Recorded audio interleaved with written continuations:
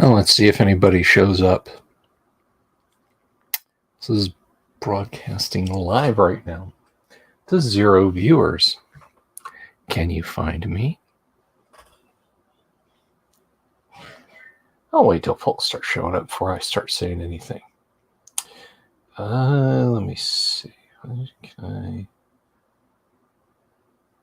I click on that, I am live.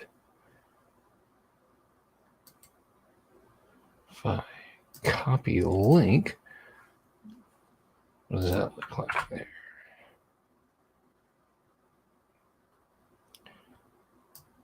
All right. Hey, who's out there? I see 2 people are on. Is there anybody out there?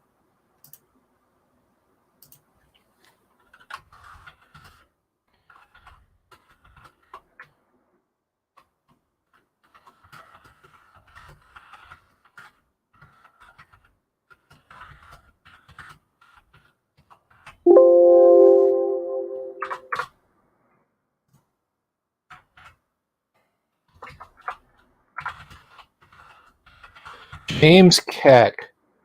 What do you say, man? The one, the only James Keck. One of the OGs. James is an original gangster.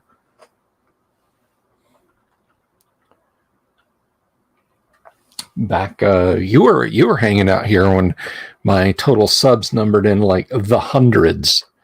So thank you very much for that.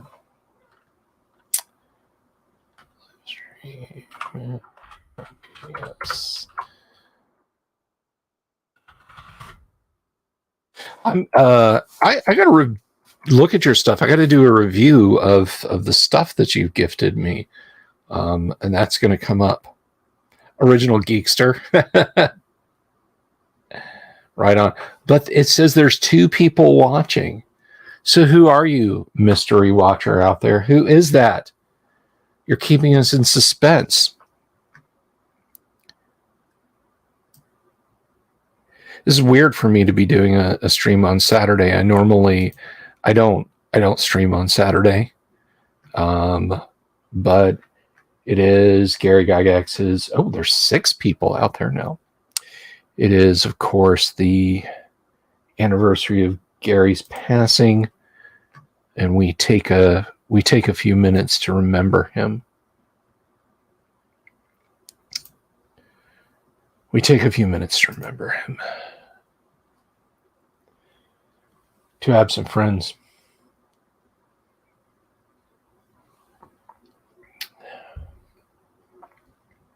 I'm wearing some GaryCon merch right now, which you don't see me do on stream very much anymore. And it's not because I don't appreciate what Luke does. I just don't want there to be an impression that I am speaking for them up there at GaryCon, that I am live streaming in some official capacity on their behalf. So this just happened to be what was to hand. So no OG D&D shirt, no new old stock Led Zeppelin concert shirt. No, this is just this is just something that I thought I would don. 10 folks are watching. 5 golden rings. Can I?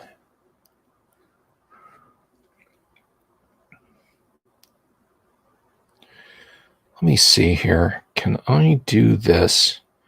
I don't know that I'm logged into Facebook on this machine.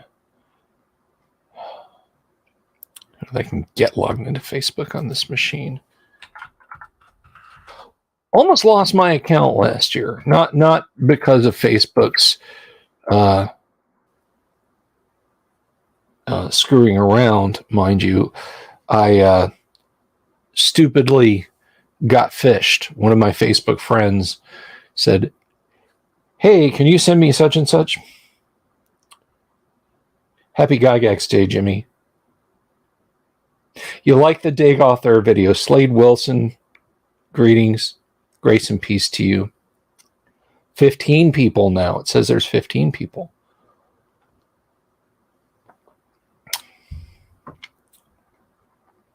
Jesus, greetings. Somebody go paste this up on Facebook and tag me in it, so people on Facebook who know me will know about it. Please, pretty please, if you have a Facebook account. Yeah, I was messing around. I have an 11 Labs account, like the smallest possible 11 Labs account you can get. Not much, Doomsword. We're just hanging out right now. Well, it was 15, and now it's 12. That needle bobs up and down so much. But I got an 11 Labs account, although I may stop doing that because Doomsword may be able to hook me up with something that it's free. It just takes more time to generate the voices. I'll let him explain it to me. I don't want to. I don't want to misstate what in fact it is. But anyway, I just thought we could get together and remember the man for a few minutes. I've told you guys the story time and again about how I met Gary. But if you've never heard it, if you haven't gone back and watched a video or anything like that, when I got back into playing D&D back in the late 90s, and I started buying and collecting all the books, I was sitting there one night in my house, and I said, I wonder if Gary Gygax is on the internet. So I typed into Alta Vista, love to Patty's Parlor. You're quite welcome. By the way, I'm having my pint of Guinness out of my old Phoenix Inn glass mug. This was made by my buddy Jeff Johnson. It really shows up nicely against the black of the Guinness, the etching he did here, and that is not enamel. That is that is actually etched into the glass. Happy Gygax Day, Dungeon Minister. But so I typed into Alta Vista Gary Gygax email address, and it was ggygax at Geneva Online. So, sent an email. Wow, is this Gary Gygax? A couple hours later, yes, it is I. And so it began. And that was in like 98, 99. No, I think it was 99. It must have been in 99. And it just, I was geeking. I called my friend Greg and I said, you'll never guess who I just got an email from. And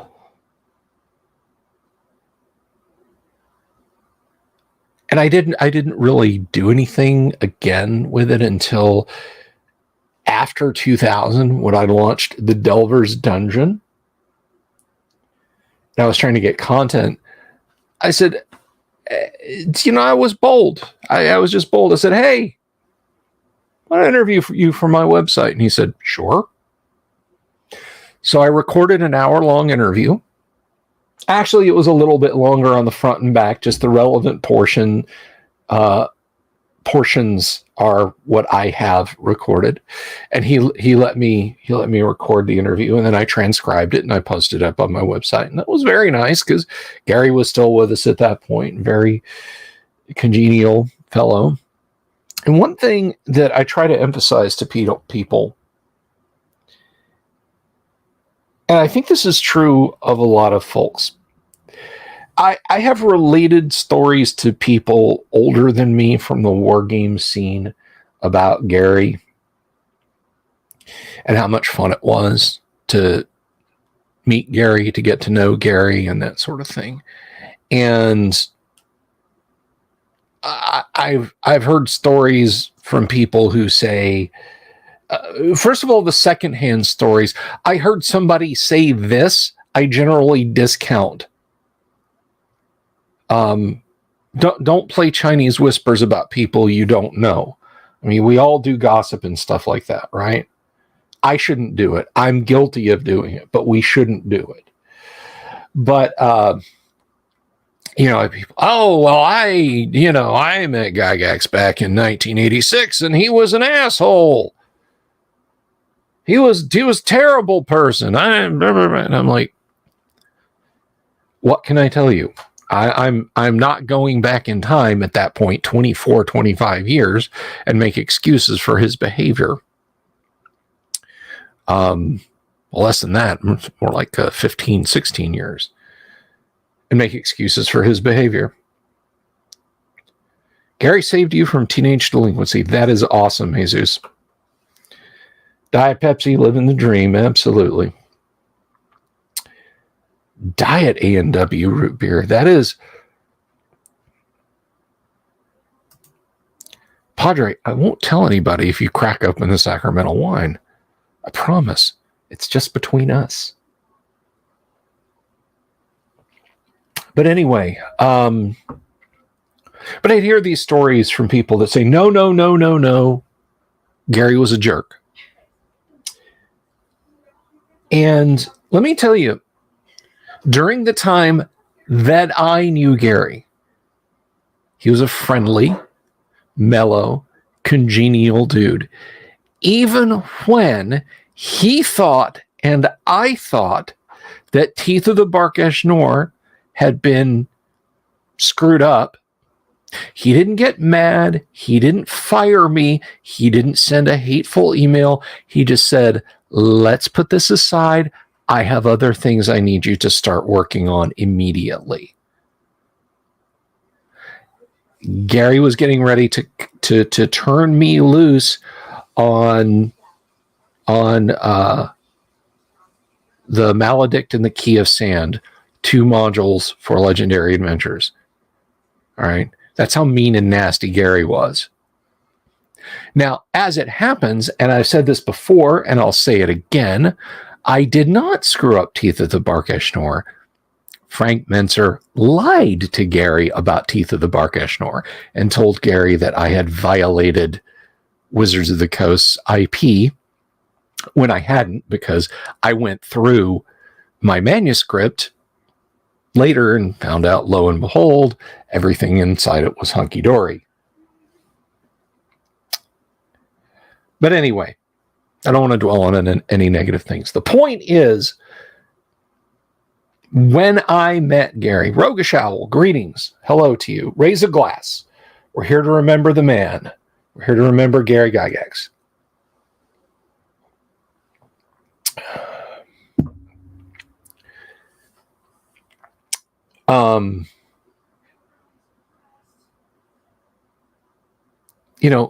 Gary was just a super congenial guy. The last time I saw Gary before his passing was just about a year before he passed away. It was at the 2007 Lake Geneva Gaming Convention run by the Troll Lords. And because I was working ostensibly for the Troll Lords, but for Gary, I was invited to a gathering of gamer folks. The front porch party is what it was called. And we went and we sat. Now, I hate being like, if you tell me to be somewhere at 8 o'clock, at 7:59:30, I am standing on your front porch going, because I hate being late. And so it was. Party kicked off at 7. Colleen and I rolled up at like 6:55, sat in the car for 3 minutes, then got up and went up there. And so it was me, my wife, who was visibly pregnant at the time, and Gary and Gail, just the 4 of us. People didn't start to filter in for, 30, 40 minutes. And we had a wonderful time. When Gail realized Colleen was pregnant, she doted on her. And a lot of people ask, hey, Imperial Ramblings, good to see you, my brother. My brother from another mother, Imperial Ramblings, Mr. Bo Ganora. I salute you, my friend. But, and people often had asked me, what did you guys talk about? You did that interview with Gary, but then you had his ear. You were right at his house, right across the table from Gary. What did you talk about? We talked about fatherhood because my wife, Colleen, Mrs. the Dungeon Delver, was pregnant with our now 15-year-old daughter. We talked about food, wine. I think we talked a little bit about sports. We had a perfectly, I mean, you know, people want to know, did you ask him how far an elf can throw a dwarf? It simply never came up. We were just two normal guys and two normal ladies, the wives, having a conversation. Now other people started to filter in and talk turned in different ways. 1930. First of all, Millmaster, thank you so much. Bless you. Thank you so much for that super. 1938, Gary's birth year.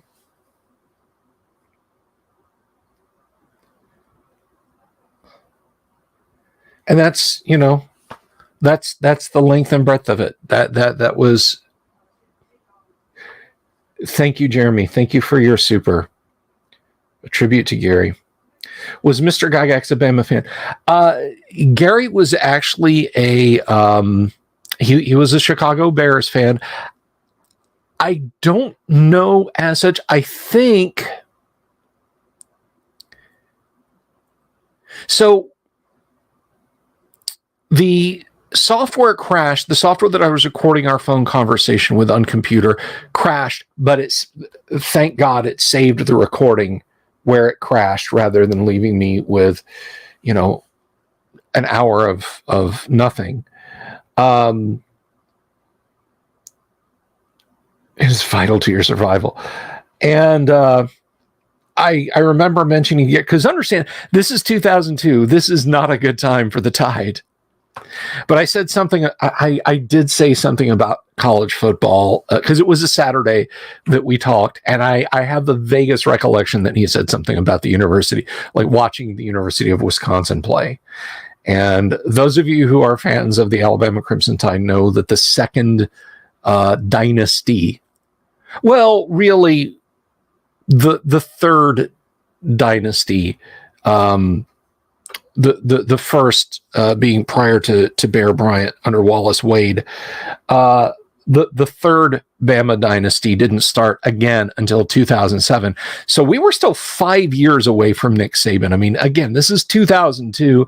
Bama was lucky if they could get into the upstairs VCR repair night school Kiss Your Sister Bowl of Tempe, Arizona. Okay. So there was not a lot to roll Tide about. But he did mention something about watching Wisconsin play. Now, I will tell you this, TJ. I will tell you this. I'm going to put Jeremy's up there. I have not forgotten you, Millmaster. I'll come back to your banner in a second.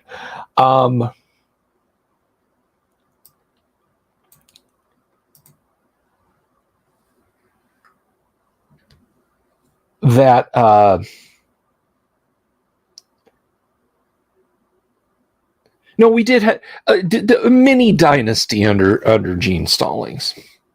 Well, this Aussie is lost. Well, Rogueshell, don't be lost. But again, this is I think both Bama and Gary specific. that I did point out that the NFL, the classic NFL, was peppered with talent from the University of Alabama, and he agreed. He agreed. Well, we're mostly talking about college football, but I'll leave that by the wayside, and we'll continue on with positive Gary stories and other Gygaxian delights. I am going to GaryCon in a few weeks because of you guys. You guys have contributed. The Tostitos Fiesta Bowl, yeah. The Jimmy, is that the Jimmy Kimmel Bowl or something like that in Los Angeles? 5 on Saturday, whoop, whoop, bonus. Yep. Oh, we're more than 5, or it's showing me more than 5 anyway. But yeah, I'm going to GaryCon, and I'm going to break bread with Heidi Gygax. Now, you guys, of course, you were on. Many of you were on the live stream. Today is the date of his passing. Road March. We will celebrate Gary's birthday also. Rest assured. Now, I was not going to do a live stream tonight. I was not going to do. I was like, maybe I'll do a short video. Maybe I'll something. I don't know. But it was actually the Dungeon Minister who said, let me go over here back to my Chanel content.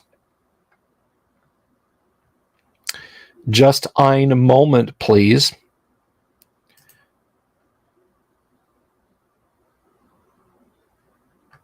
That's fine. That's fine. I got you. So we were talking. I said, should I do a Gygax Day video on the date of Gary's passing or the date of Gary's birth?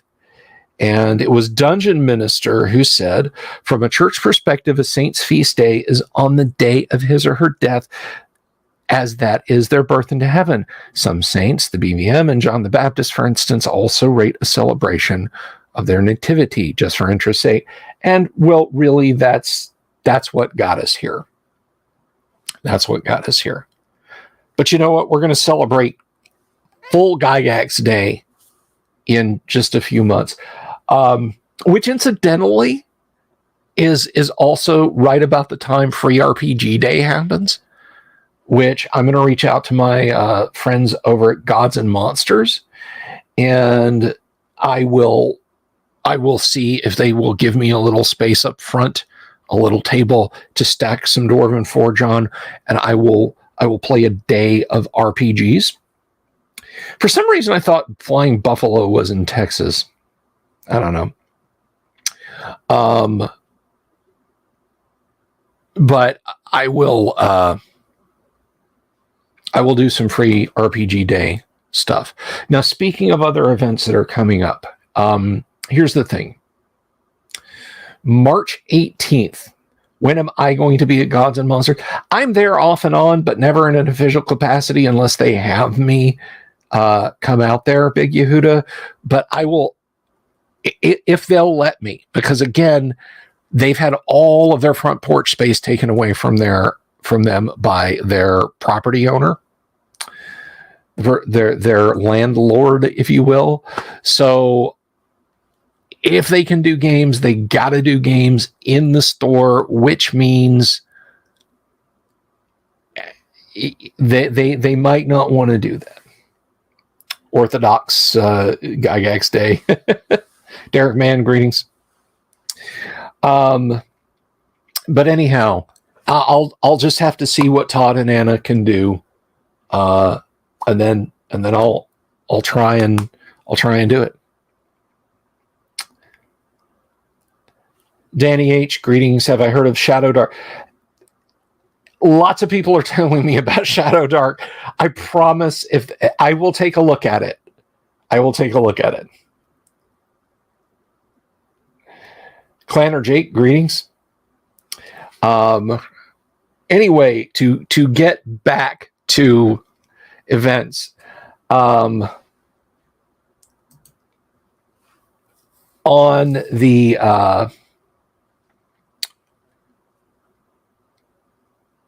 On the 18th of March, that's obviously just 2 weeks away.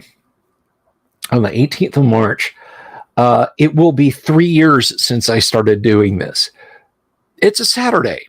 My intention, my original, or is it a Sunday? I can't remember which. I'll have to, let's see. The 18th. It's a Saturday, but my original intention is to do a 24-hour live show. Don't you hate it when they move guy? Yeah, exactly. A 24-hour live show. Start at like 10 o'clock so I can end the next day at 10 o'clock. I've done a 12-hour before. Here's the thing. That is within spitting distance of GaryCon. Staying awake for 24 hours and live streaming to you guys, while fun,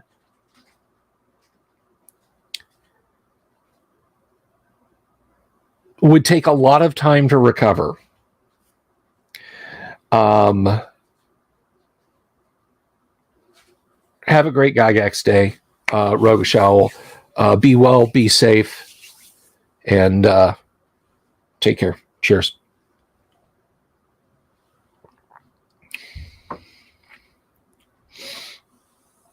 But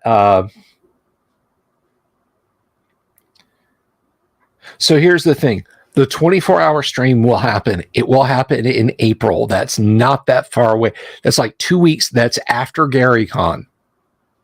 That's after GaryCon. That's not near my wedding anniversary. So it's still going to happen.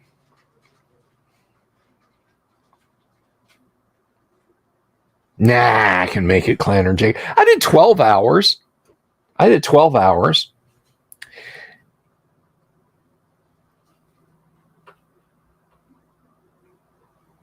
Oh, Paul, you're going to be at GaryCon? Dude, we got it. Paul, I had no idea. We got to hook up, man. We got to hook up. I got to see you at GaryCon. Paul is in my Monday night AD&D campaign. Obviously, I don't live stream that one. Don't take your Gygax Day decorations down till the 4th of July. Very good.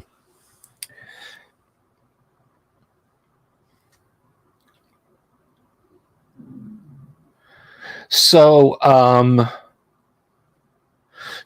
will do it now in June.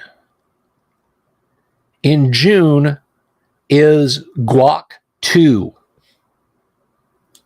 the Great Underground Online Gaming Convention, run right here. We're going to be running games on Discord. We're going to be running games live streamed, or you can just come on Discord and play. I'll start setting up the events and everything. There are no badges. There are no tickets. I will set up something on warhorn.net or some kind of event website, and you will go there. You'll register your game. I'll give it the once over. I don't want anybody running Fatal. I don't want anybody using the book of erotic fantasy or whatever. But beyond that, I trust your judgment to play good, fun, old school RPGs. I'll be doing some tabletop demos. We will have an artist alley again with Tracy Lesh, an artist alley live stream. Guac like guacamole. Great Underground Online Gaming Convention. That's right. Gary's birthday, just 3 weeks later, July 27th. That's right. It depends on what city or town you're in collecting chaos. Some towns there's a fine. After the first couple of years, the theme this year I think is more guac. More guac, please. Tableside guac.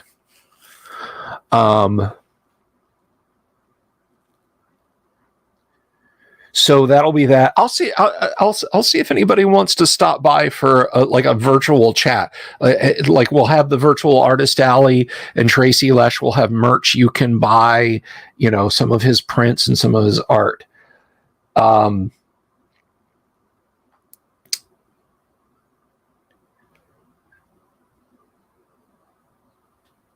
I believe it, collecting. All right. Now, another announcement that is kind of sort of Gygax adjacent. The channel's looking good. Now, yesterday was a bit of an anomaly because I think a lot of people were a little put off by a video I put out yesterday. Can there be another stream featuring GMs? Not you. You're a terrible GM. I mean, yes. I don't know. Anyway,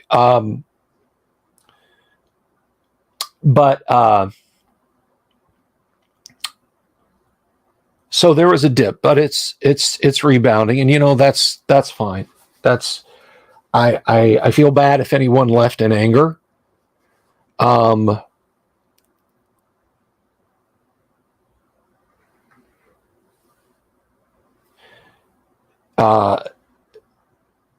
I do Deadlands, hell yeah. Boot Hill, absolutely, Paul.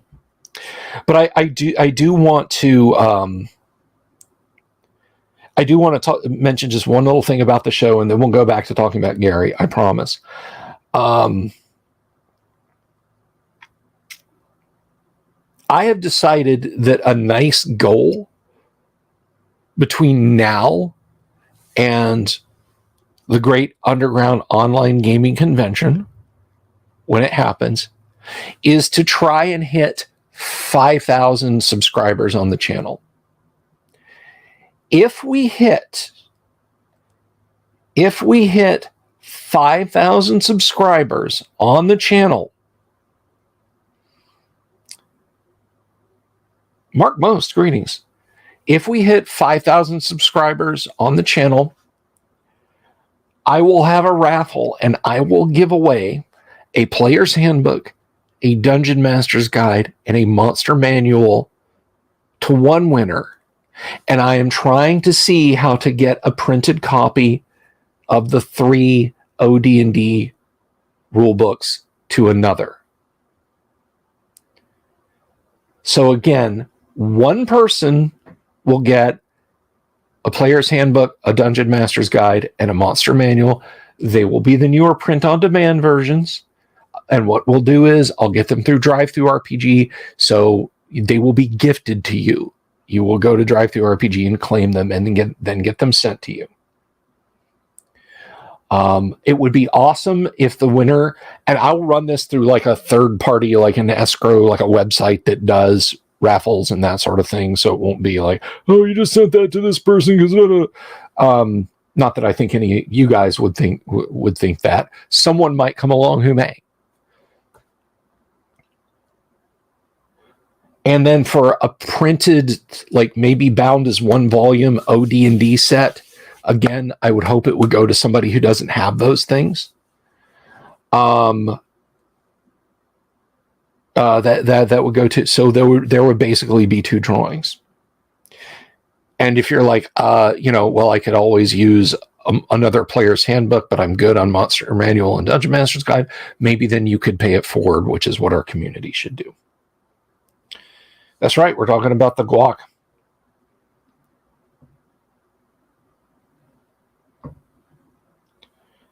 It's the bishop. Cue jazzy James Bond music. The text, Vic. Don't read the text.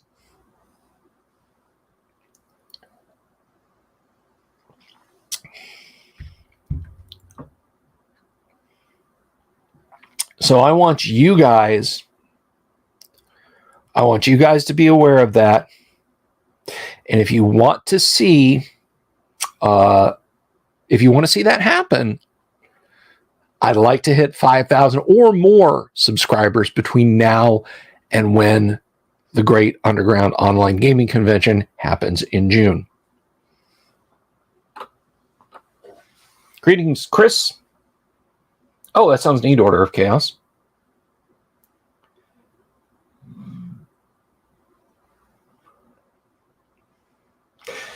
So let's get back to talking about Gary. This is not a Gary story of mine, although I will tell some Gary stories. But now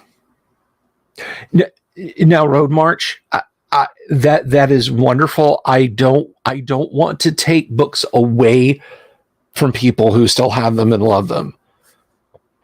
I mean, if somebody's like, look, I got 30 of the things, I got case lots, I'll donate one. That's one thing, but but the easiest way would be is if it were basically they would claim it on DriveThru RPG, and then DriveThru would print it and ship it to them.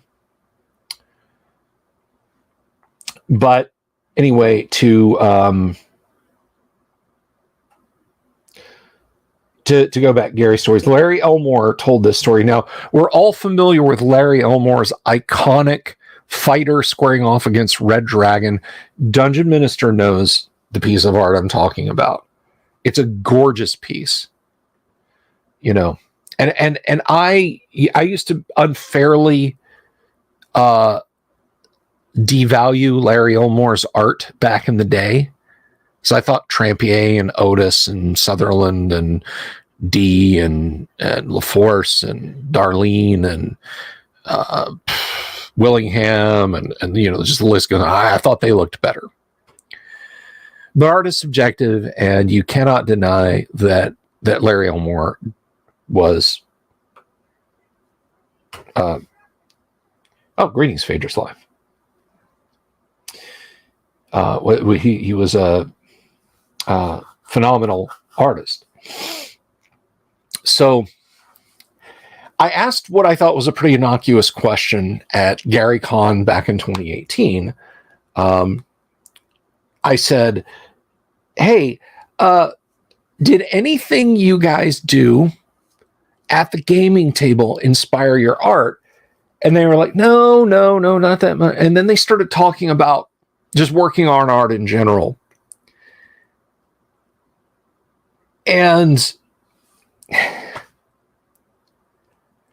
Larry did a sketch, like a preliminary sketch for what would become that. And it's there's a dwarf, there's a female warrior, there's the fighter, this elven archer, and they're all kind of in a semicircle fighting the red dragon.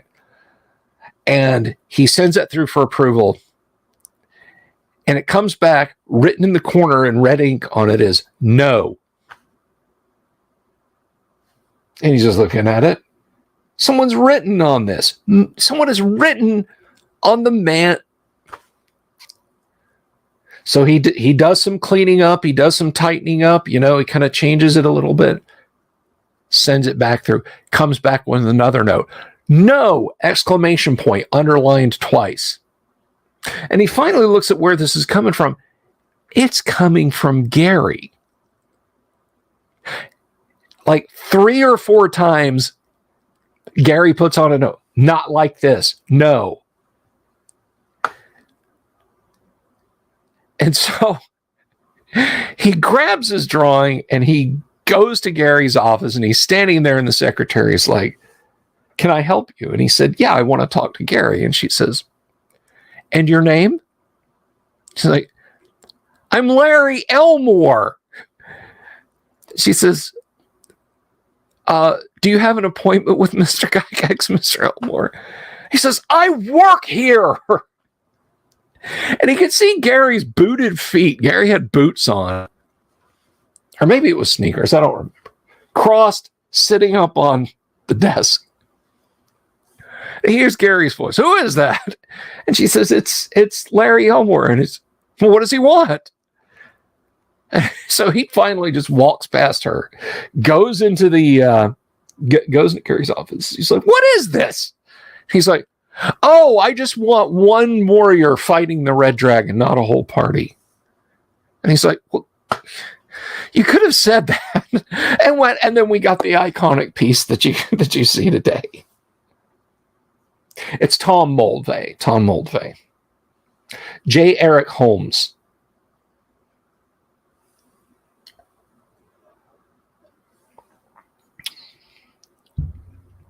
So that's the Larry Elmore story.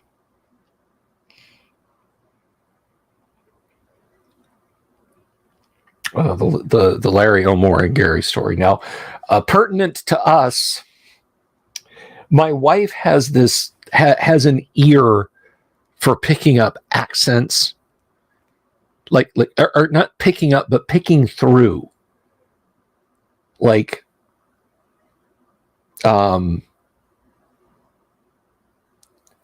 yeah, it's John Eric Holmes, J.E. Holmes. Anyway, for picking through accents, we were playing D&D on Gary's front porch. And yes, I'm going to do this. There I was playing Dungeons and Dragons on Gary Gygax's front porch. When we meet, I don't even remember the monster. It might have been a gnoll that was like terrified of Jake. I think Gary, honestly, if I just had to take just a swan dive into it, I would say he was rather fond of Old West stuff. I don't know that it was his favorite. I just think he liked stuff that took him out of, the real world hassle. But so yeah, there's these terrified monsters. Michael Connor, greetings. John Walker, greetings. And he's trying to warn us. And Gary, of course, wants to throw us off our game. Like, what is? And so he kind of does it. Not safe. You no go there. Go away. It's danger. Go away. I'm not doing it. Gary obscured it pretty well. And Colleen's like, he said it's not safe. Danger. Go away. And Gary just, it's clear I'm going to have to work on my voices a little bit more, because he couldn't mispronounce it badly enough. He couldn't disguise it badly enough for her not to pick out. It's hard to do an epic online. I think it'd be hard to do. I'd like to run the Skull Gem again.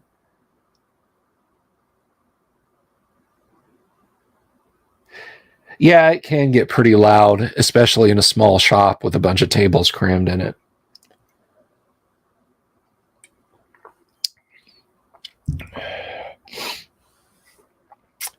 But another time, this is the first time I played D&D with Gary. It was at the one and only Milwaukee Game Fest in 2004? 2003? Must have been 2003. I don't know. Anyway, Milwaukee Game Fest. And there was a huge party of us. We were going into the upper works of Castle Greyhawk using kind of an AD&D AD&D Castles and Crusades hybrid, because it wasn't completely gelled yet. They were still picking through, seeing what rolls. I'm way in the back of the party because I'm the magic user. And the ranger is like, I'm going to go to the left in the woods and I'm going to scout. And then the fighter's like, we form a shield wall for march. And they're going around the table. And I'm wearing, at the time, my only wizard's hat, which is this purple number up here.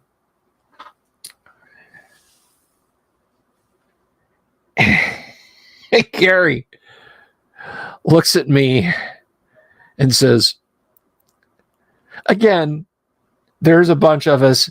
I had talked to him on the phone once and hung around with him for a few hours prior to this. So we're not exact. It's not Billy Crystal and Gregory Hines and Running Scared level of friendship here, right? So he says to me, you in the hat, what do you do? And I said, because I'm in the back, I have nothing to do. I said, I endeavor to persevere. And Gary kind of looks over his notes, his game master's notes there, and picks a D6 up off the table and rolls it and says, "You succeed." I succeeded in endeavoring to persevere. And then I proceeded, we got ambushed by some Duragar, and they shot a crossbow at me a few times because I was in a robe and a pointy hat. So they figured I was a wizard and decided that taking me out first was the best bet. So running scared is phenomenal. It is, I mean, honestly, running scared is just amazing. One guy? You are going to give all that coke to one guy? You tell him he has to wait till his good-for-nothing partner gets there. Such a great moment. It may not have been Duragar, or he may have been running them differently. But I get shot a couple of times with crossbows, so I've got crossbow bolts, you know. And Gary said, "We'll call you Sir Hat Rack." So I got shot with a bunch of crossbow bolts. We died, by the way. We entered a room, and I asked, it was Rob Kuntz and Gary Gygax were both running the game, and they're like, yes, the die roll on Futurama. I know exactly what you're doing. We all know that. Hi, I'm Gary Gygax, and I'm pleased to meet you. I rolled a 6, so I'm very pleased to meet you. Derek knows what I'm talking about. Mother, can I have some more petite marshmallows in my cocoa, Mother? But anyway, so we go into this room, salamanders show up, and I'm like, oh, this is not good. And I had like fired a lightning bolt. Like I hit some of the bad guys, some of the gray dwarves with a lightning bolt. And they survived, and he's like, Gary's like casting cure serious wounds on himself. And I was like, is this room big enough that I could let off a fireball in it? To Rob, and they're looking at the map saying, yeah, maybe. I was talking to Rob about it later at a bar we had retired to before we went up to the Gygax suite and talked. And he said, Rob was like, oh no, there was enough room in there. And you could have used fireball. Anyway, so that's another Gary story. This is not so much a Gary story as it is I worked for Gary story.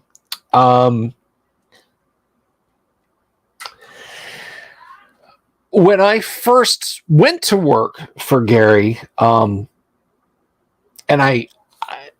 the section that I designed, or that the section that I was given to design was called the Citadel, and it's a fortress, and it was at the end of Yigsburg City, which I think Gary kind of based the place on Pittsburgh because it was at the apex of, or nexus of, two rivers coming into one. That was where the Citadel was. And I said, man, I am going to make the most badass trap-filled. It's going to be a combination of Tomb of Horrors, White Plume Mountain, and Singe's Castle from Dragon's Lair. Oh, yes. And so I started drawing all these wild maps in this map maker program I had. And I started making notes and I work on this thing off and on for 2 weeks. And I'm like, this is going to be awesome. This is going to be magnificent. He's going to look at this and say, why didn't I design a dungeon that awesome? And in a break, because I had felt like I had made a lot of good progress, I'd written hundreds of words. Now, The one thing that Gary did not want from us were partially completed manuscripts with, is this good enough? Will you read all of this and then tell me if this is good enough? He wanted us to turn in completed manuscripts. If we had a question about something, that's one thing, but don't give him an incomplete manuscript to read with, can you please tell me if this is good enough?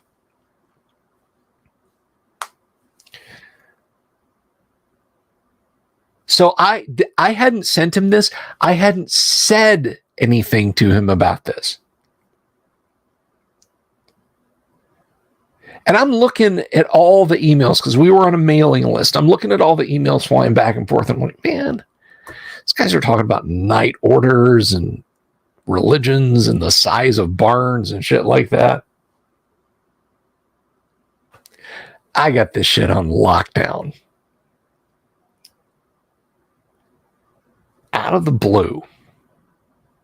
I don't know if Gary has actual psychic abilities or what at the time. He sends out an all hands email on the list.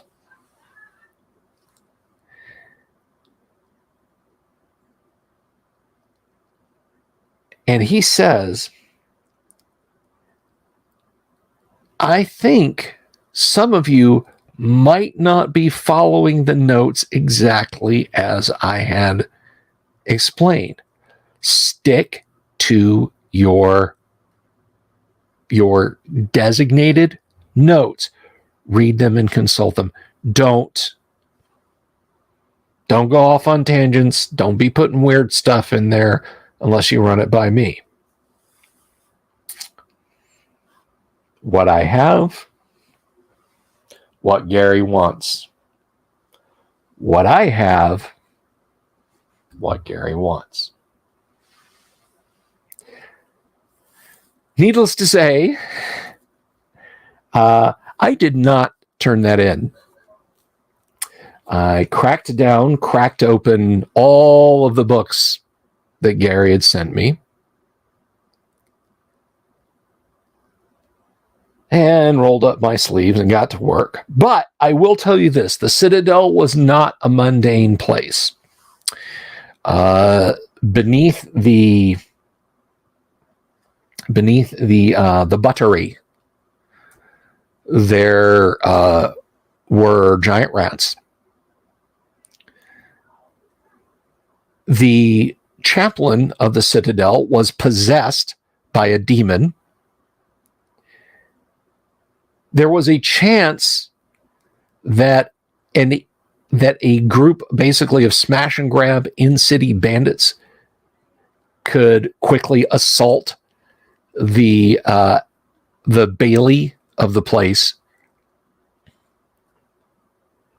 Within the walls of the Citadel, through passages known only to them, there was a Masonic gnomish order. They had been meeting since before the city had been built in that place, so it was sacred to them. And they just never stopped. They were just like, oh, a Citadel's been built here. We'll just keep coming in. Evening, Yang. So that, those are, oh, and there was an aboleth in the water supply, slowly trying to drive people mad. I based the cook, basically the head cook of the place. I based him because I was reading Gormenghast at the time, the Titus Groan series, and I based him on the cook from Gormenghast.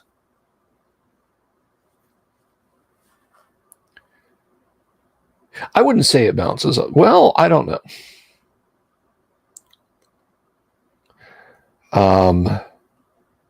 With an implied love affair with the head of the scullery.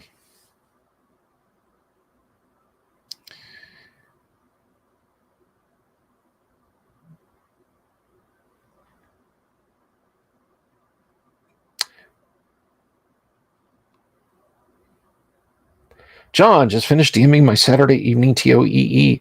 Now, is that the return to the Temple of Elemental Evil that was published for second edition, or are you running Temple of Elemental Evil for the Temple of Elemental Evil as published, but with a second edition rules? I'm interested to know.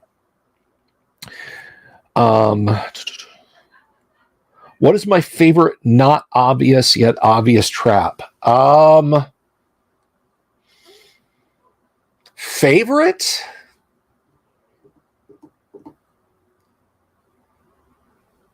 I gotta be honest. I have to go with the Sphere of Annihilation in the Tomb of Horrors, this fixed Sphere of Annihilation. The good one. Okay, awesome, John. Thank you.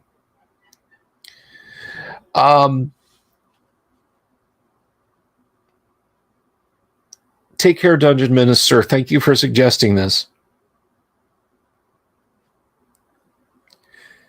Powerful Silencer of the Alamo.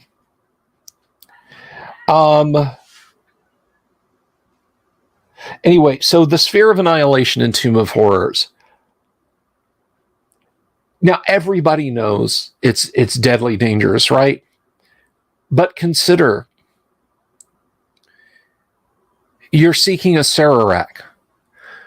To observation. Do I still have mine? Yes, here we go. Little 3D printed one I did. I sold these back this past summer. So there it is. You cast Detect Magic and it radiates evil magic. You are looking for an evil mastermind. You are looking for an evil mastermind, an evil wizard. It radiates evil magic. The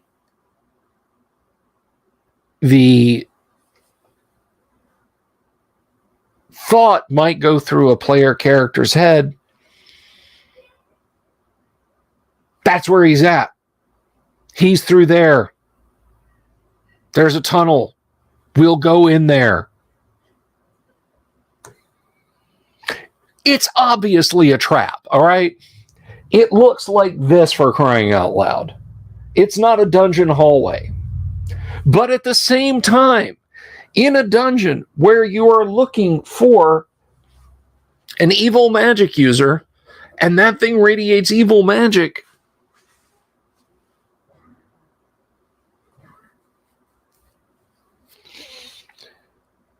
so there you go.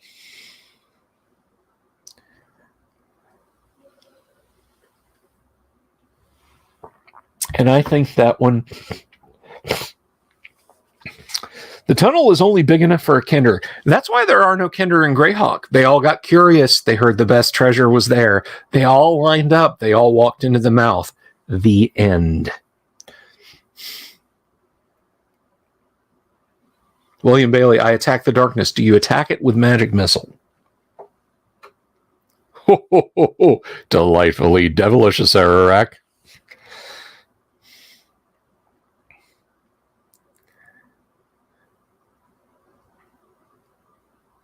For the push button to activate trap, you got to have just like a couple of giant-sized meat tenderizers that swing out of the walls at like about head height and just crush the skull of the person standing there.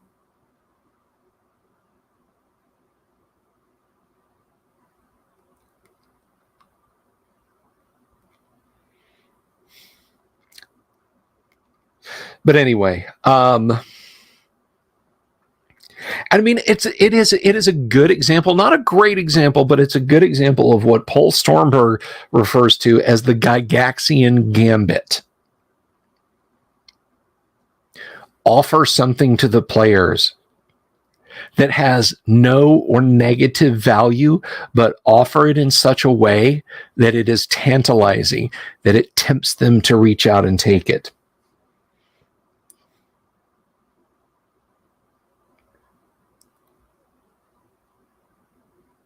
We actually did a deep dive of one of the Grimtooth Traps books here on the show.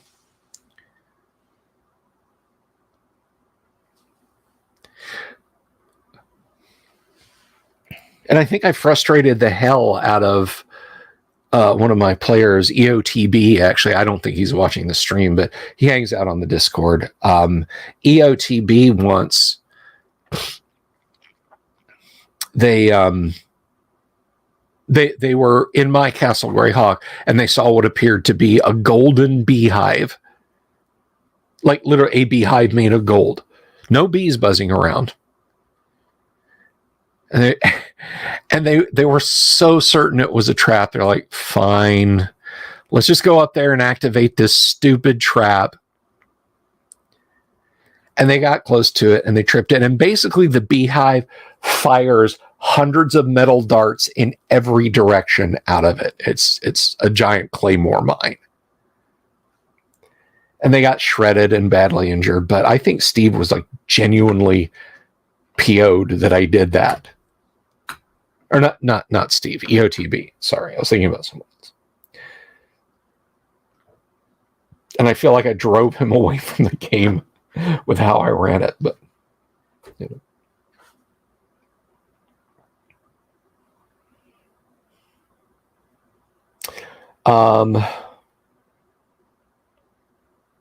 The complete pages of the Mages articles with spell books. I'll think about it. I'm trying to think if I've got any good Gygax stories I haven't already told you guys. I've mentioned before why I love first edition AD&D so much, and I'm not going into that whole spiel again.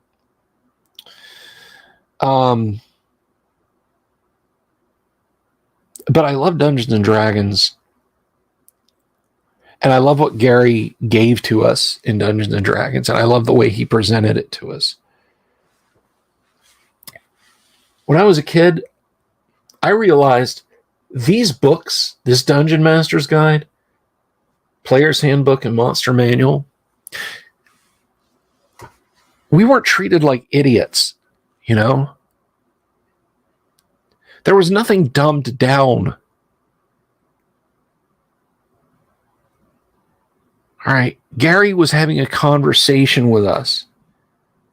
Gary knew that there was something really special to be had sitting down at a table with friends and describing heroic deeds, but introducing a degree of chance that they might not succeed.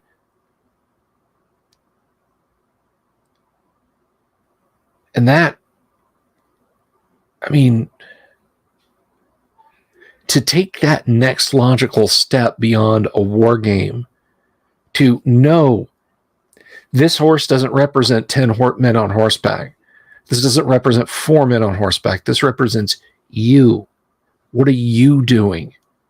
How are you going to save the princess? How are you going to pick the lock? How are you going to win a kingdom? That's pretty special. And I mean, he never pandered. He never talked down. Gary was one of us. He was always one of us. And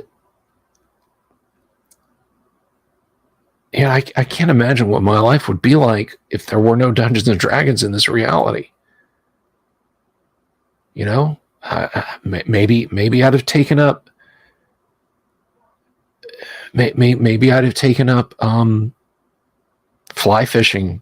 Maybe I'd be one of those guys with a car resto YouTube channel. I don't know.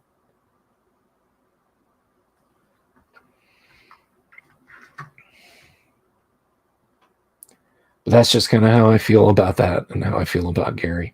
Keg Crusher asks, is one of those books Deities and Demigods? No. 2 of those books are Deities and Demigods.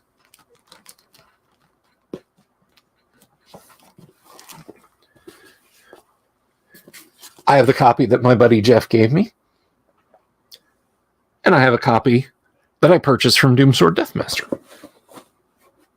So 2 of those books, and they are unexpurgated. I have now owned 15 copies of Deities and Demigods, all but one of them the unexpurgated version.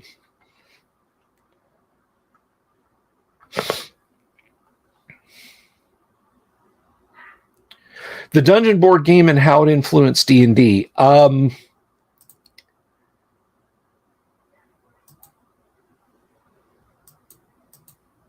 One Matt Apple, greetings.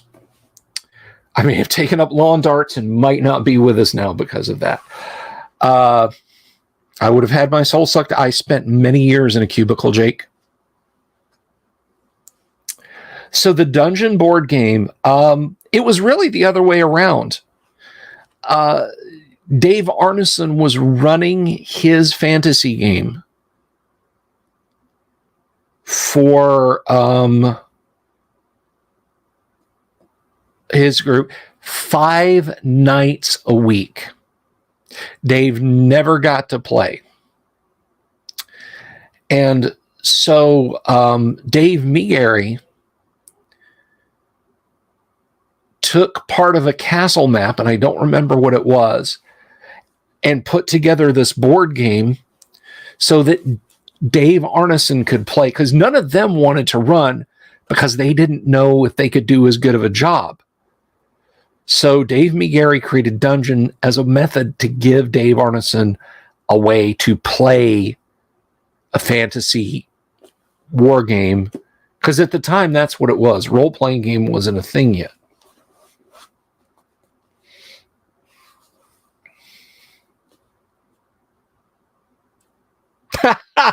James Seymour.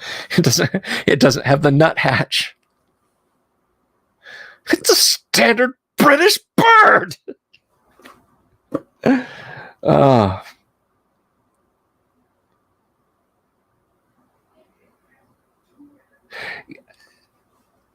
mean,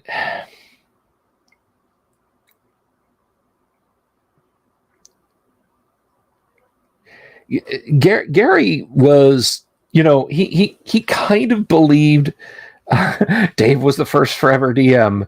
I think Gary was probably the second right after him.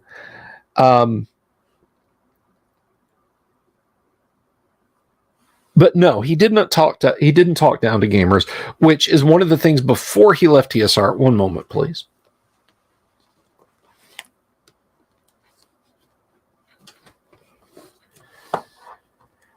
Before he left TSR, Lorraine Williams just flat out stated that she hated gamers and she felt they were subhumans that were beneath her. And this appalled Gary.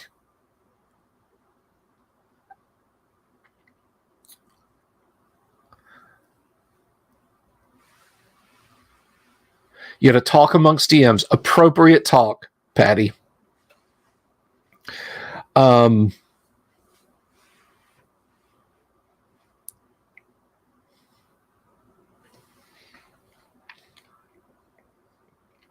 Don't like the Otis cover on it. It would have been interesting to see if it had stuck around. Well, I guess it did get the Jeff Easley cover, didn't it, when it became Legends and Lore.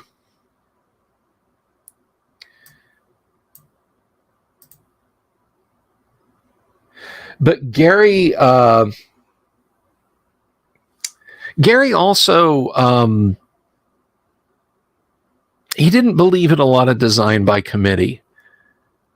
He believed in, and I completely get that. Like, look, I don't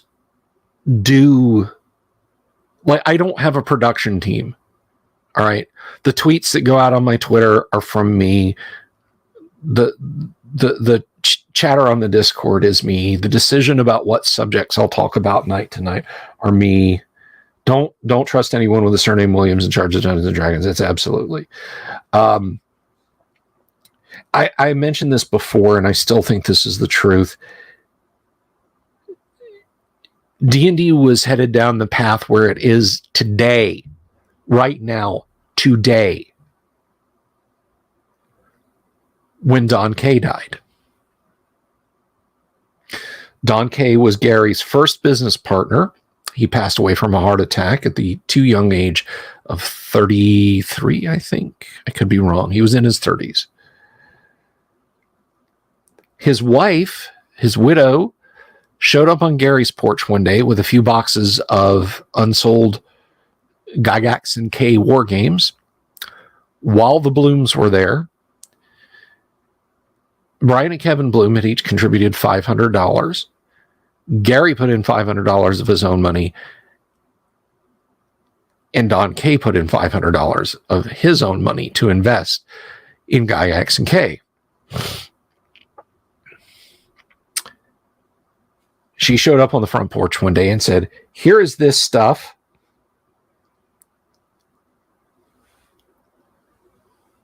I want my money. I don't want this. I don't want to sell these. I don't want to have anything to do with this. This was Don's hobby. He loved it. Give me back my money." Now, more the fool her, if she had stayed invested in TSR, she might have gotten very rich. But, you know,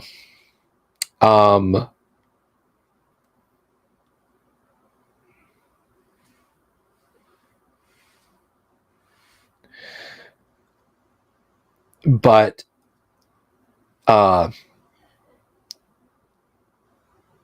Gary didn't have $500. Brian and Kevin Bloom went to their father and said, "Hey, we want to invest in this company. Will you underwrite it?" And he said, "Sure, but that means you guys have controlling interest in it now, right?"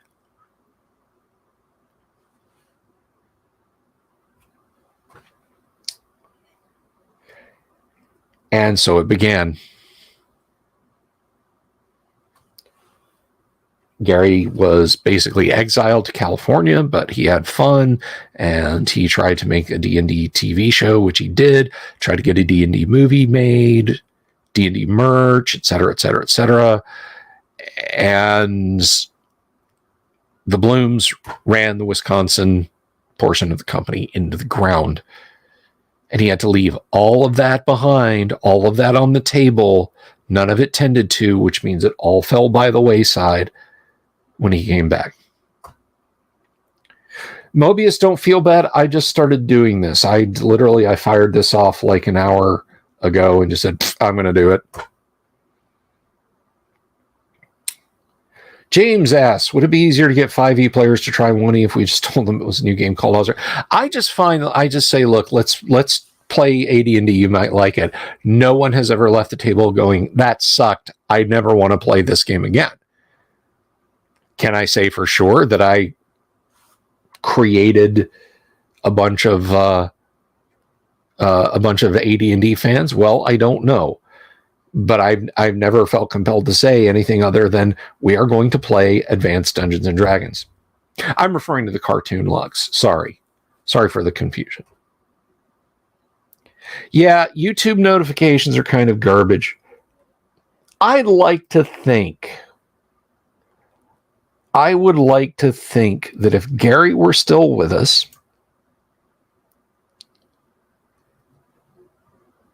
that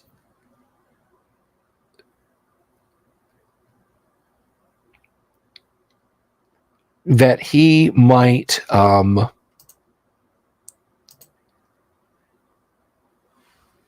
that he might come on the show. I've got the recording. I can play the recording. I'm not going to play the recording now. It's not time for it just yet.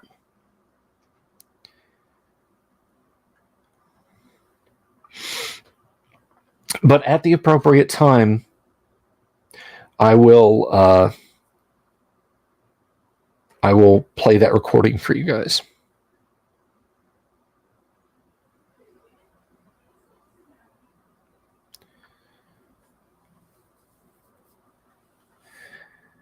So you guys will, I will have a very special guest at the end of the anniversary live stream.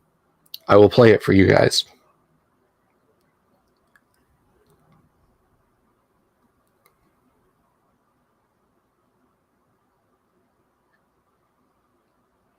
I mean, when people stop by the table when I'm running AD&D, you know, they are like, oh, D&D, this is awesome, you know.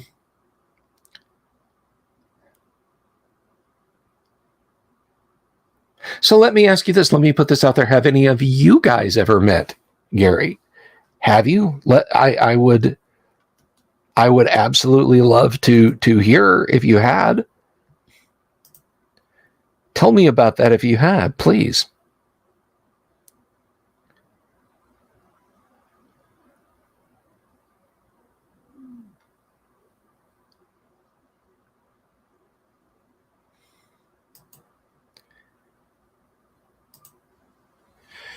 Sorry, I'm seeing some stuff. Have I ever chatted with Tim Kask or Hal Johnson? I've spoken with Tim Kask in person. I have Tim Kask's autograph on Supplement to Blackmore. One of the clones the guy ridiculously long sword and another wizard saying whammy whammy because double whammy.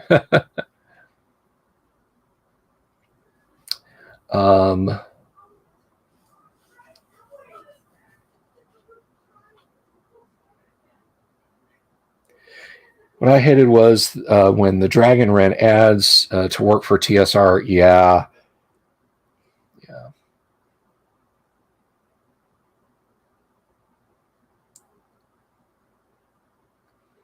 The episode that had Loth in it had Gary's approval. It maybe. That's awesome, Richard.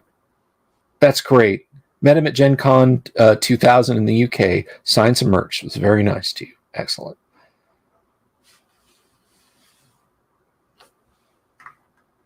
Yeah, I'm going to get back to it next week, guys. Tales of Tabletop Triumph. Anyway, so yeah, I've talked to Tim Kask. I've got his autograph on my copy of Supplement to Blackmore, but I have never spoken to Harold Johnson. I'm sorry. I'm meandering, and I apologize. But yeah, I have not spoken to Harold Johnson. We've had Alan Hammock on the show. We've had, let's see, we've had Darlene. We've had Alan Hammock. We'd have Skip Williams. Steve Marsh has been on the show. Tracy Lesh, of course. We love us some Tracy Lesh.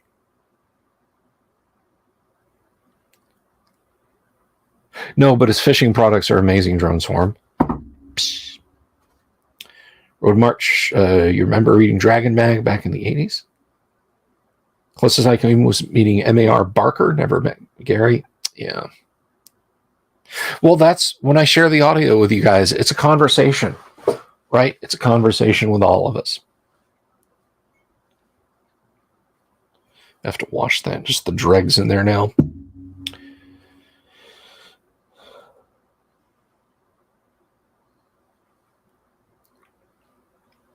I just want to make sure I don't miss any super chats or comments or anything like that, guys.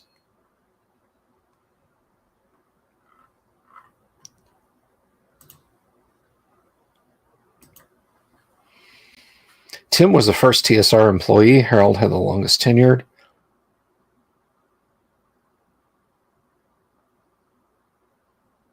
Yeah, I've had multiple interviews. I've had like 3 or 4 interviews with Jim Ward on the show before, of course. Phineas Fingers was who was that? That was Snarfquest was Elmore.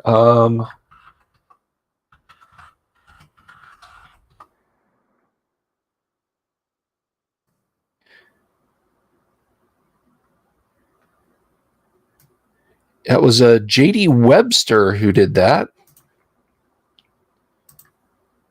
Is that who that is? Yeah, J.D. Webster.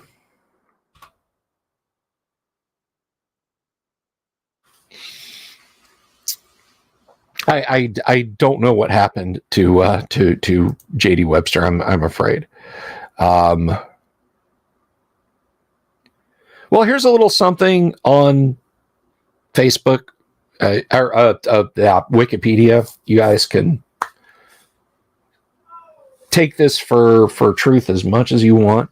J.D. Webster is a late 70s graduate of Auburn NRTC and former Navy pilot. He's currently flying for Northwest Airlines and living in Michigan with his wife and daughter. Several of his Phineas Fingers characters were modeled after friends who he dungeon mastered for. Board Flack was based on Everett Red Burge, a civil engineer living in Stuttgart, Arkansas.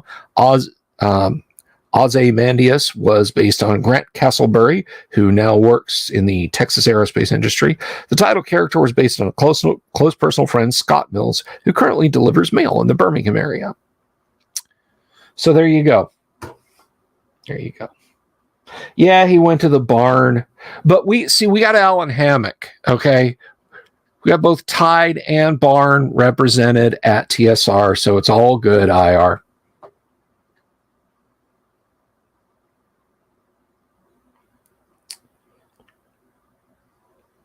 It's all good. But anyhow, I think I've just about run my well dry of Gary stories to relate to you guys.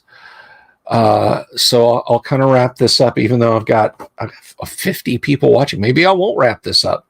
Maybe I'll sit out with you guys a little bit longer.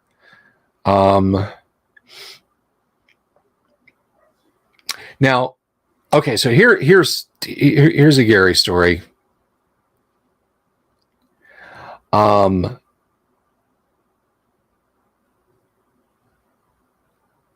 But here's a Gary story. Don't go away yet. I'll stick around.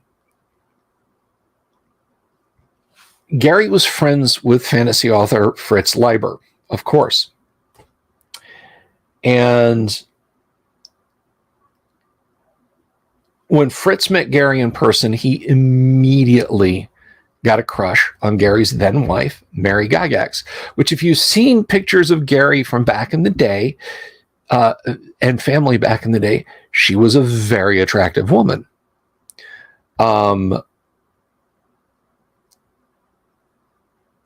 Fritz just had an aw shucks boyhood crush on her, but I think it was also a little dirty old man, a little lecherous.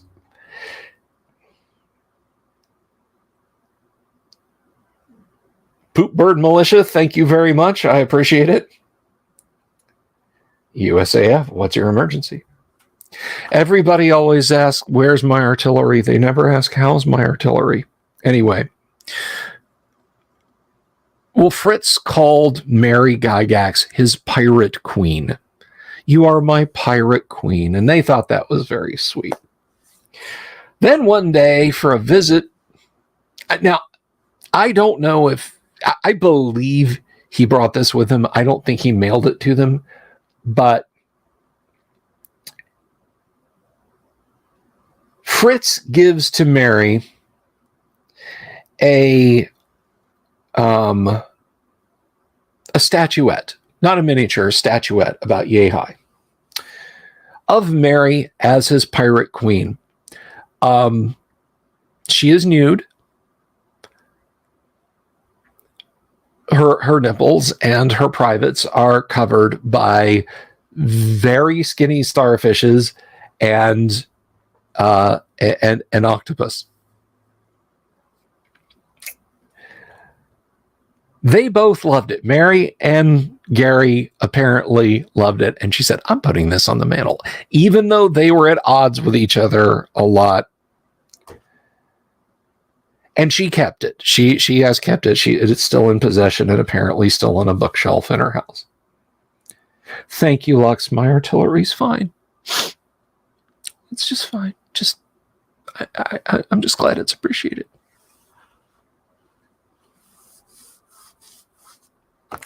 So, or maybe a squid. I don't know. But anyway, there's a Gary story for you. I mean, can you imagine? Oh, honey, it's John Smith. He wrote some of my favorite books of all time. And she's like, oh, how do you do? How do you do? And the next thing you know, you get that. You can find that. By the way, this is not like some secret insider baseball, only I've seen it. If you Google Mary Gygax pirate queen statue, and look for it in images, you can probably find it and you'll see what I'm talking about.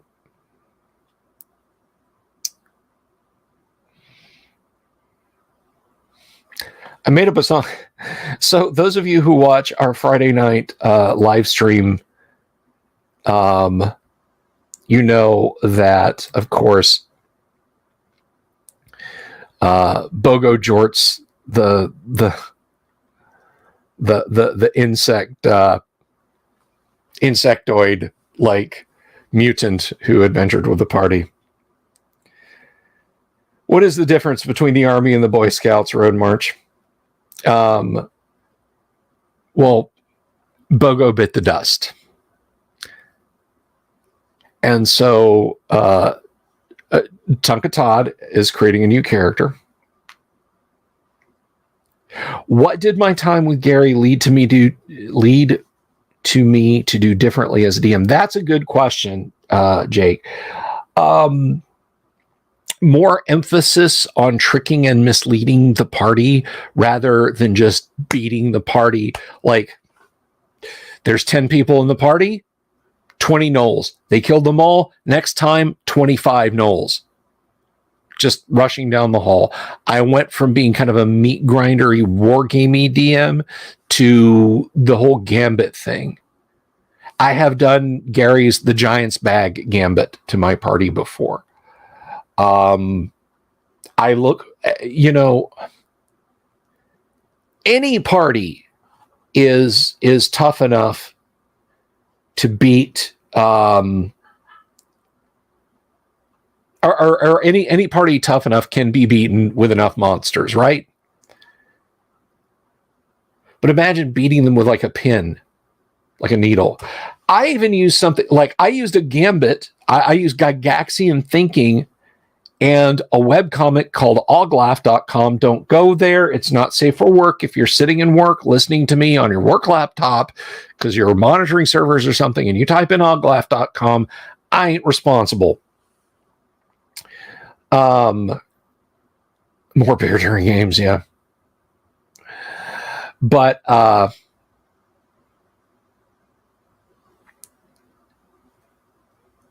there is a safe for work Oglaf comic called Lair of the Trap Master, where a party is standing in a dead end hallway, painted on the wall rather sloppily is the word overthinking. And they're like, is overthinking the trap? Like if we think too much, it'll trigger the trap? Or maybe, and they go back and forth over what overthinking could mean. And it's literally, you, the DM, are literally telling the party, you're overthinking. I went full Gygaxian Grinch. Then he had a nasty thought, an awful, devious, horrible thought. And so in my Castle Greyhawk, there is a dead-end hallway on the 3rd level, and painted on the hall, it reads, overthinking. And I think Gary would have gotten an absolute just belly busting laugh out of that. Overthinking.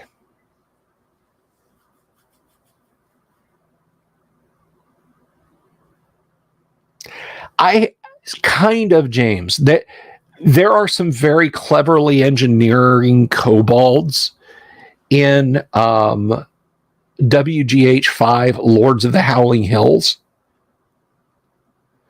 where essentially they have set up a rather nasty trap that when the party enters the room,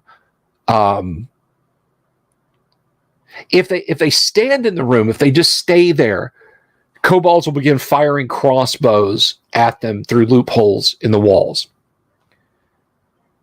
If they don't stop, when they get to the far end of the room, the walls to the left and the right that go north and south will rotate. The wall on their left will rotate to the north and cut off that route. The wall to the right will rotate to the south and cut off that route. Now exposing the kobolds who are still standing on their firing positions, still firing on the party, while groups of kobolds rush at them with spears, and they are backed up by bugbears who are standing back, watching the party get weakened up, watching them get cut down, and then the bugbears, once the party is on their knees, the bugbears will move in and start kicking them around. It's kind of a Tucker's koboldish sort of trap that they created.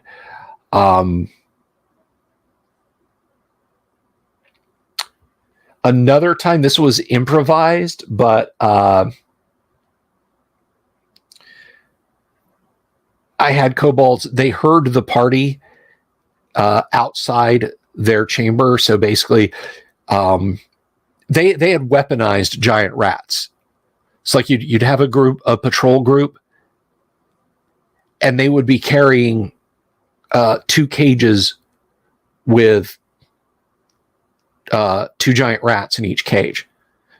And when they dropped them, they'd release the handles, which would let the cages fall open, and the rats trained to attack things that weren't kobolds would go charging into the midst of the party. Well, the rats heard the party fiddling around on the other side of a door, so they just stacked up all of their cages, letting go of the handles, but the door was still holding the doors to the cages shut. So when they opened the door finally, they all flopped down, and the character who opened the door literally had a wave of giant rats boil out over them, and that character was eaten alive. He was literally hit like of a dozen giant rats, like 9 of them hit, and it was 18 points of damage. So he literally just goes down screaming and flailing as he's eaten alive by this wave of giant rats. And then the kobolds rush out with clubs and spears. The party won through, but that was the end of that character. It's like something out of Willard.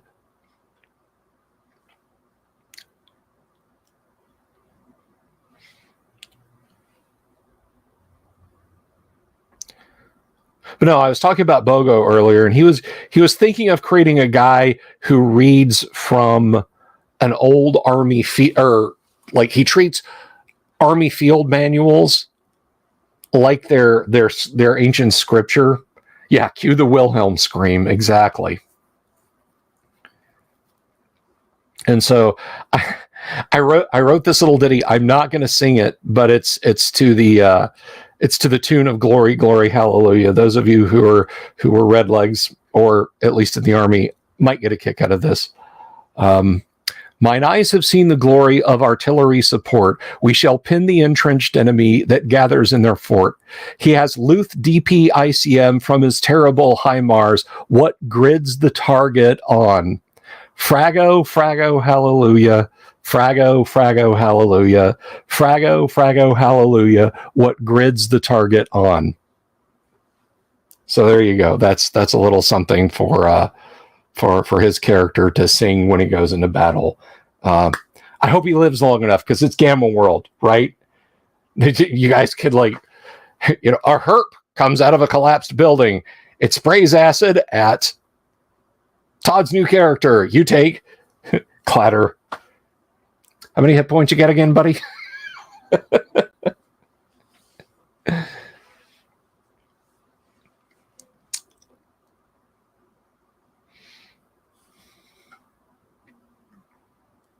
Now, I don't know if the drow were taken from the Broken Sword, but there are elves in the Broken Sword, which is a it is a mythic Viking saga written by Poul Anderson. And guess what? Dwalin and Balin from The Lord of the Rings make an appearance in it. They are dwarves, and they make armor for the elves and the Vikings. Or for the elves, because the elves are fighting the Vikings anyway. I have heard Blood on the Risers.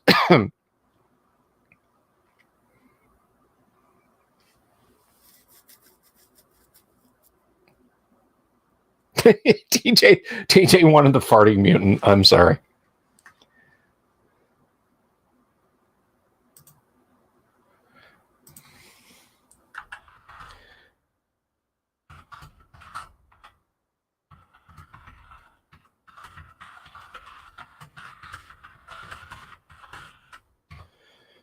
See if I can find this.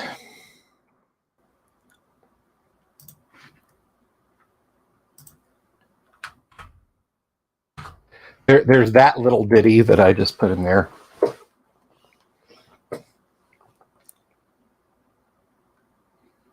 That was basically a couple of helicopter pilots had rotated in to an air cav unit in Vietnam, and they sang them that little ditty. All right, guys, it does appear in Broken Sword. Oh, okay.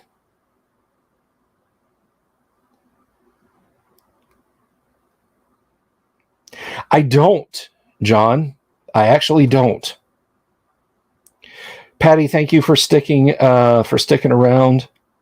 Have I ever had? Oh, many recurring villains. There's people that my Monday night crew absolutely think are villains that keep showing up, but haven't. Drelsna, they didn't kill Drelsna in S4, Lost Caverns of Sojaconth. They drove her off with Turn Undead and grabbed everything and ran after they had fought her for a little while. The party cleric had gotten badly injured, but he managed to not get paralyzed by her sword. And so she was a recurring villain for a while, but that player had to leave. So I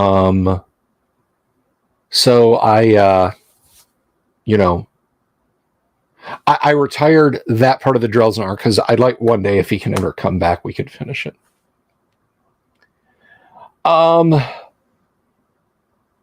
So here's the thing with voices. Man, you guys are peppering me with questions. You're like pinning me down. It's all good though.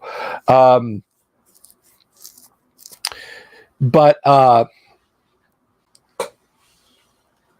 the thing with voices is I can do voices for you guys, like excuse me. I can make with a haha.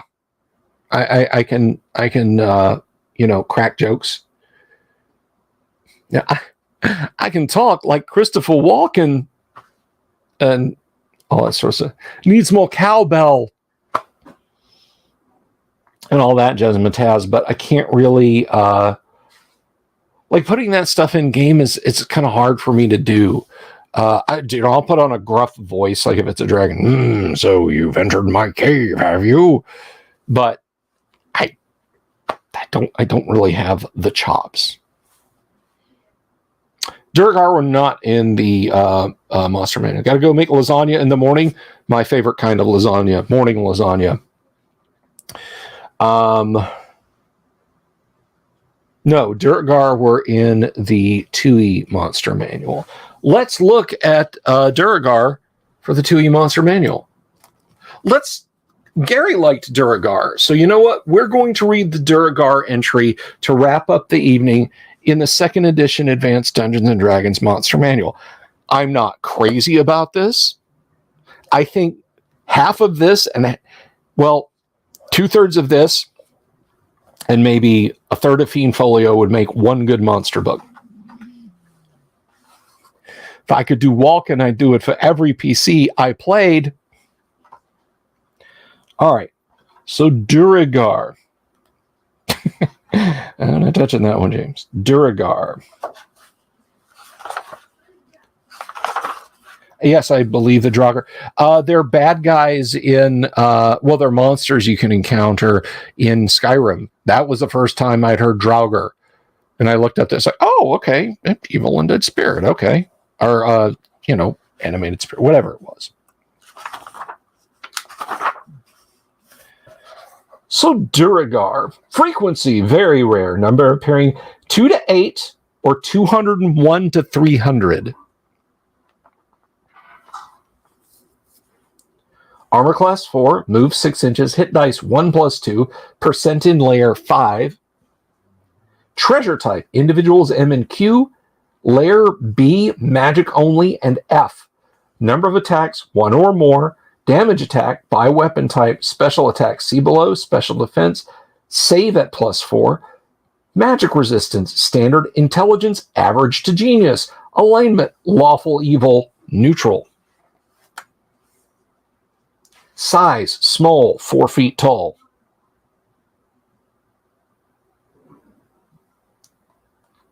Psionic ability, 70 to 90, 2 points per level.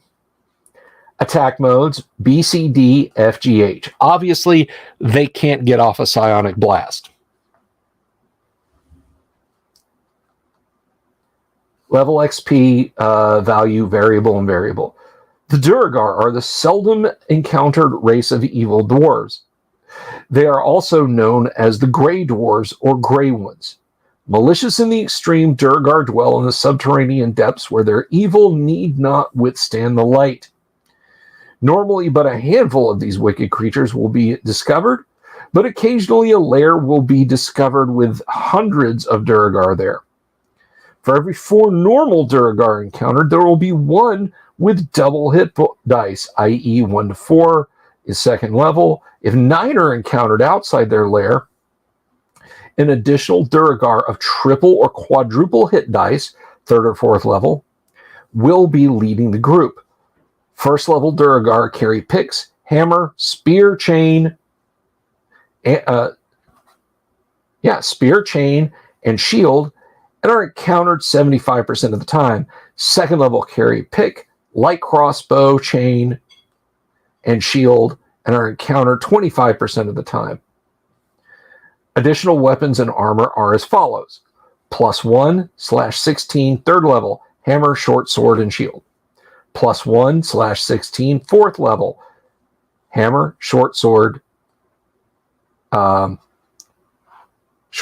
plate, and shield.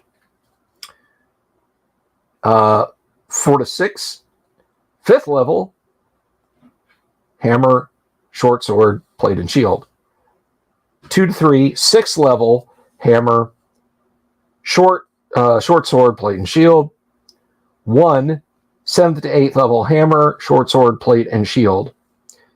Then we have 4 to 6 of 3rd to 6th level, cleric assassins, any usable and any usable for their weapons and armor.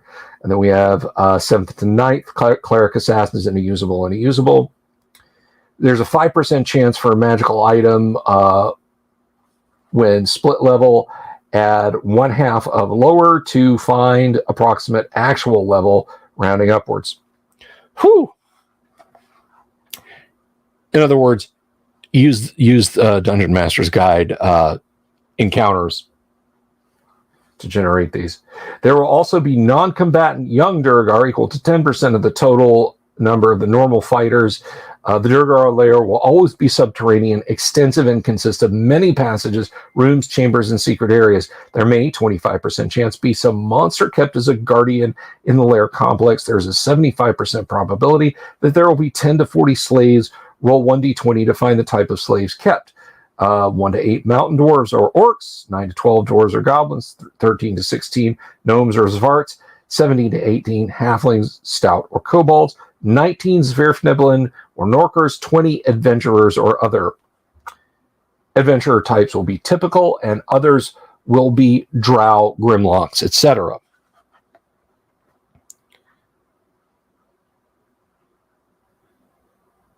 Kogan Tetsu Gaming, you have said a mouthful.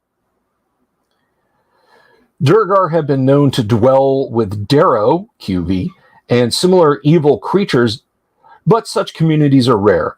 Duergar surprise on 3 and 6. They are surprised only 1 in 10.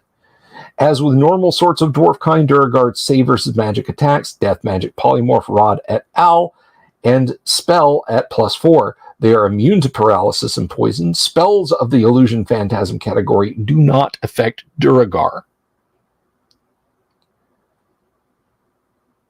All Duergar have the following psionic disciplines: expansion, invisibility, molecular attraction, and reduction. Performance level is equal to hit dice of experience. Duergar have infravision of 12 inches range. They speak the silent speech of the subterranean creatures, their own tongue, and dwarf. Some speak other tongues as well. Duergar appear as emaciated, evil-visaged dwarves. Their skin is medium to dark gray. They favor drab earth color for their clothes, typically that which blends into the environment. They live longer than normal dwarves, some reaching 500 years or more of age. There you go. Durgar. Thank you, Gary, for your complex, difficult to DM monsters that will never show up in one of my games. But anyway,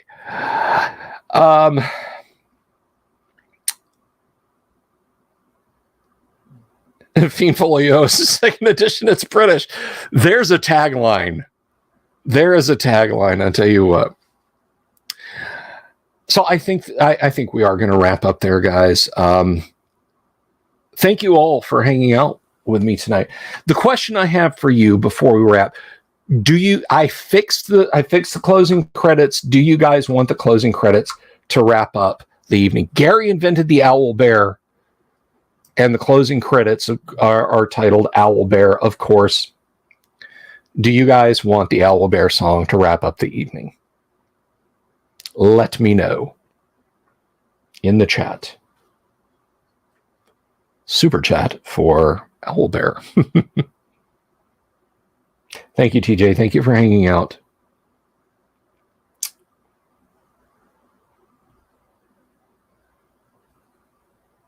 Extended credits from Mad Hunter. Drop the bomb. Leave none living. Absolutely. All right, guys. I love you all. Thank you, Gary. Thank you. I hope you're gaming at that big table in the sky and we get to sit together again one day in the distant future. Y'all take care. Have you seen my owl bear?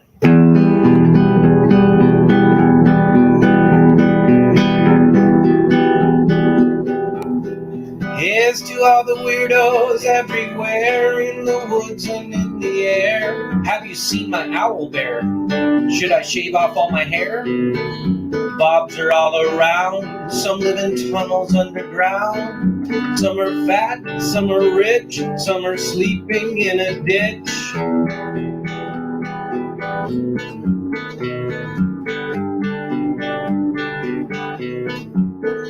Can you ride a crooked horse without a saddle way off course? Naked as a toad, all the way to Smoky Joe's. Have you seen the little creep driving fast in his little green Jeep? He smells like fish and brandy, but his rotten teeth look dandy. Take me to the show, I don't care if fast or slow. From action flicks to dancing dicks, just take me to the show.